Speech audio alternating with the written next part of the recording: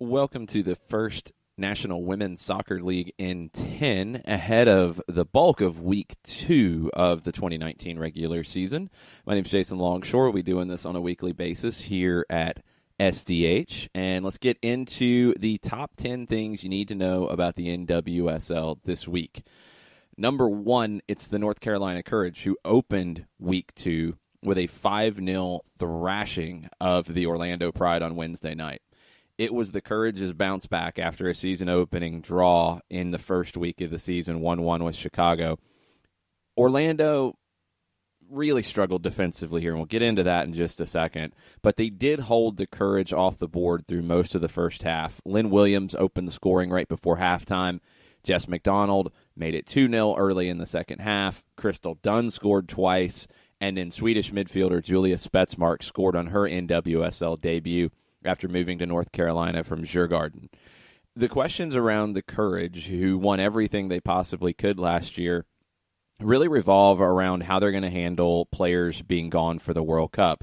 With Lynn Williams looking like she will not be part of the U.S. women's national team, Jess McDonald potentially missing out on a roster spot. If they have two of the top forwards in the league this summer, it's going to be still difficult to go into Cary, North Carolina, and get results. Courage 5-0 over Orlando for their first win of the season.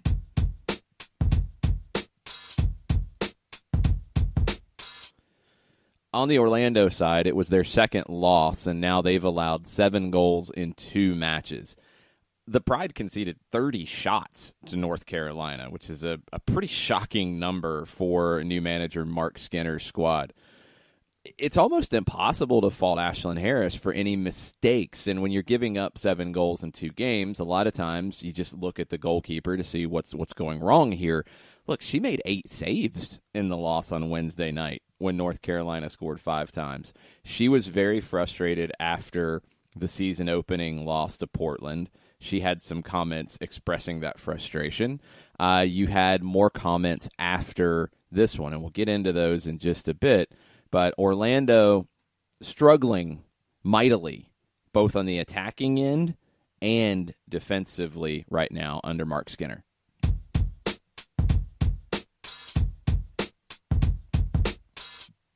We mentioned that 2-0 win for Portland in Week 1. Tobin Heath was named NWSL Player of the Week for the first week of the season for her performance in that win. She assisted on the opener via backheel, and that wasn't enough. She scored one herself with another backheeled effort. One of our listeners on the daily SDH show, Katie Weaver, had a great question this week. Does Tobin Heath have the most sauce of any player in U.S. women's national team history? I can't really think of another one to put in that category. It's Tobin Heath and it's Clint Dempsey on the men's side with the most sauce of any American player that we've seen. She's just a blast to watch, and I really do feel like 2019 can be the year of Tobin Heath.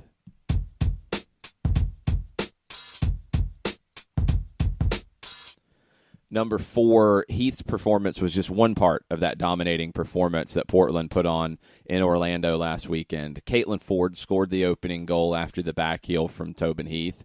Heath added that second, and the Thorns cruised, honestly, to a pretty comfortable 2-0 win. Goalkeeper Adriana Franch didn't have a whole lot to do. She only had to make 1 save on her way to the clean sheet.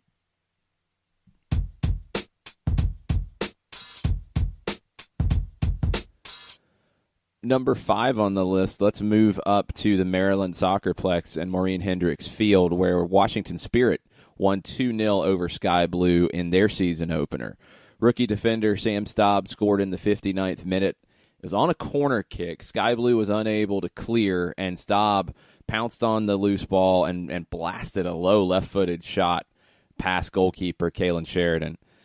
Megan Crossan's goal in stoppage time sealed the win for the Spirit. Aubrey Bledsoe, their goalkeeper, made 3 saves for Washington to earn that clean sheet in the 2-0 win.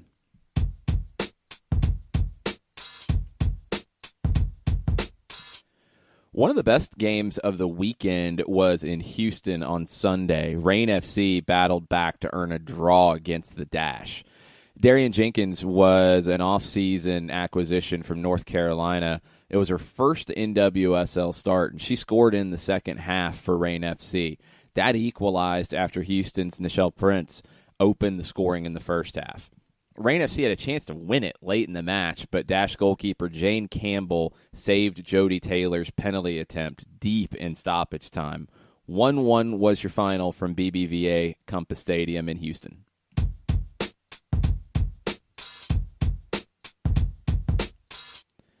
Let's look ahead to the matches this weekend, and we start at SeatGeek Stadium in Bridgeview, Illinois. Chicago hosting Portland in a heavyweight battle on Saturday afternoon. Sam Kerr scored the first goal of the 2019 NWSL season in Chicago's draw on the road in North Carolina in Week 1.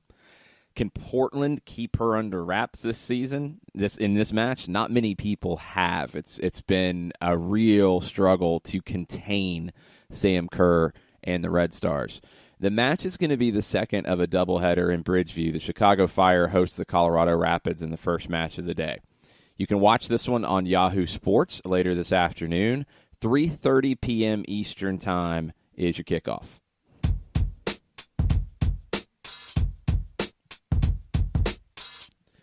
Number 8 on the list, the Utah Royals were not in action in Week 1. They make their 2019 debut at home against Washington at Rio Tinto Stadium Saturday night at 9 p.m. Eastern Time. Last year, their home opener was their franchise debut, and they drew over 19,000 fans. What kind of crowd can we expect in Sandy, Utah tonight? The Royals, they narrowly missed the playoffs in 2018. If they want to get into the postseason in 2019, a lot of people think that the Spirit could be one of the teams in that battle for the last playoff spot. The Royals will have to do this without midfielder Brittany Ratcliffe, who announced this week that she'll miss the season with a torn ACL.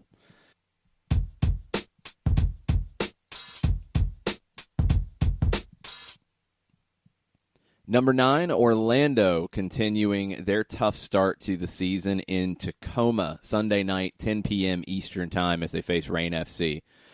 Look, for Orlando, you couldn't have had a more difficult schedule to start things. Losses to the two teams who met in the NWSL championship match last season. They've got the squad frustrated, but they're still believing in new manager Mark Skinner. Ali Krieger told Pro Soccer USA this week that, quote, Mark is the best coach I've had in my career, and I have that feeling that I want to win for not only us and myself and the team, but for him and the coaching staff. We are so well prepared each and every game and each and every training. We're learning so much, and we're trying to apply what we're learning in training to the games. It's been a challenge so far to apply that. We'll see if that changes as they head out west for the match on Sunday night. On the other side of things, this match is Reign FC's first since their move to Tacoma's Cheney Stadium and dropping the Seattle from their branding.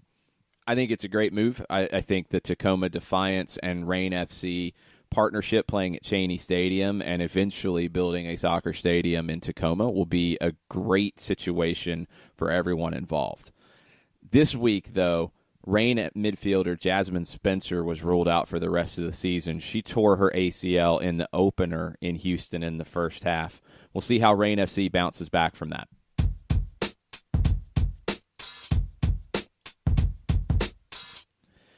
And number 10, Sky Blue. They have their home opener on Saturday when they host Houston at Rutgers University. Injuries have just decimated Sky Blue during the preseason. What was already a fairly thin roster has gotten more difficult to deal with after injuries to Madison Tiernan and Mandy Freeman. Both of them will likely miss the entire 2019 season. On top of that, Carly Lloyd will be departing very soon to join the U.S. women's national team for the World Cup. How will the Sky Blue fare after a dismal 2018? The one thing that does actually help them during this World Cup year is a lot of teams are going to be missing a lot of players. Sky Blue, outside of the injuries, won't be missing too many. They'll be able to build some continuity between now and when players come back. That could help them in some matches against teams who don't have a ton of depth and are going to be missing some of their key pieces. Houston, on the other hand, last time these two teams faced off, Houston defeated Sky Blue 6-1 late last season at BBVA Compass Stadium. Can they do that sort of thing again? We'll find out tonight, Saturday, 6 p.m. Eastern Time. You can watch all of the NWSL action over at Yahoo Sports. Links to the matches are at nwslsoccer.com. Looking forward to checking out NWSL action this weekend. Thanks, everybody, for listening. We'll be back next week to wrap up Week 2 and preview Week 3.